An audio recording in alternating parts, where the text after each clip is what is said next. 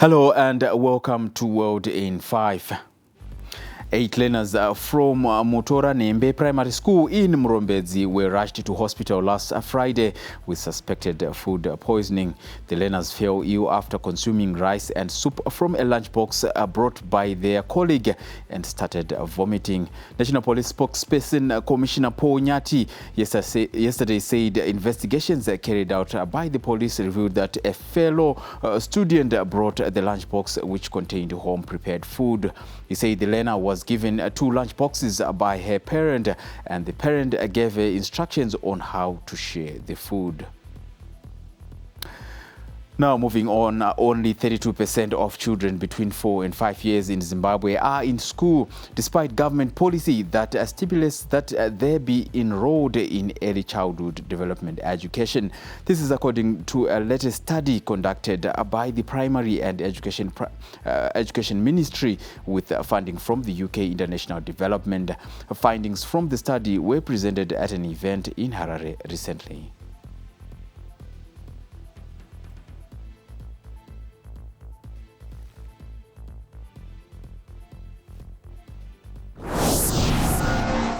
The study highlights that access to early childhood education is more limited in disadvantaged communities.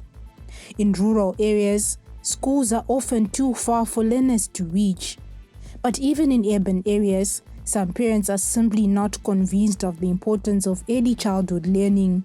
Parents are not educated enough to take the going of the children to ECD, so there is need for sensitization of the parents. And then one of the key finding is also the shortage of ECD teachers in the classroom.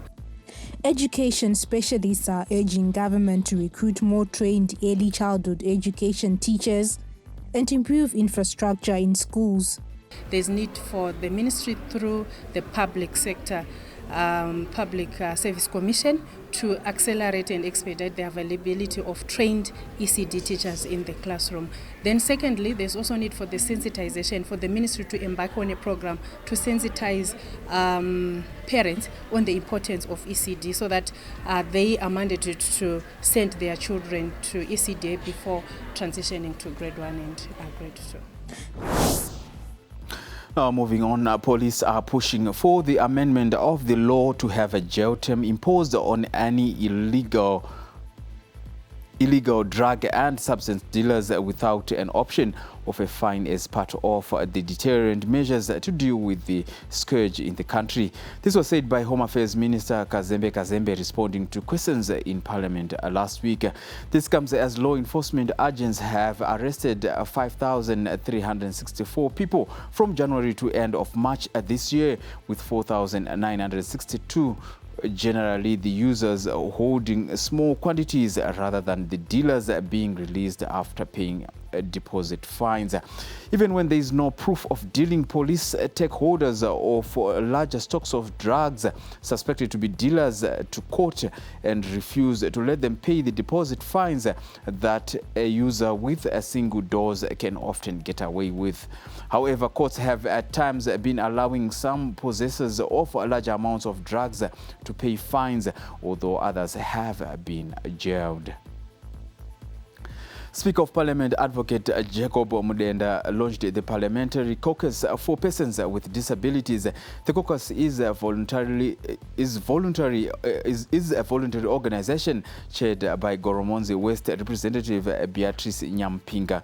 In his address, Advocate Mudenda commended the caucus for the initiative and urged them to intensify efforts for the recognition of the rights of persons with disabilities.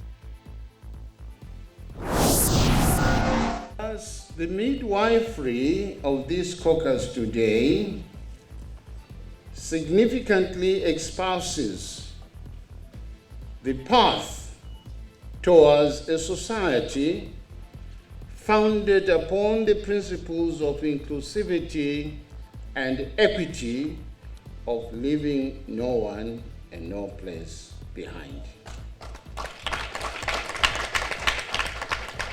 Honorable members, ladies and gentlemen, as representatives of the people, It is your solemn responsibility as parliamentarians to ensure that the voices and the needs of all citizens, including those living with disability, are heard and addressed positively.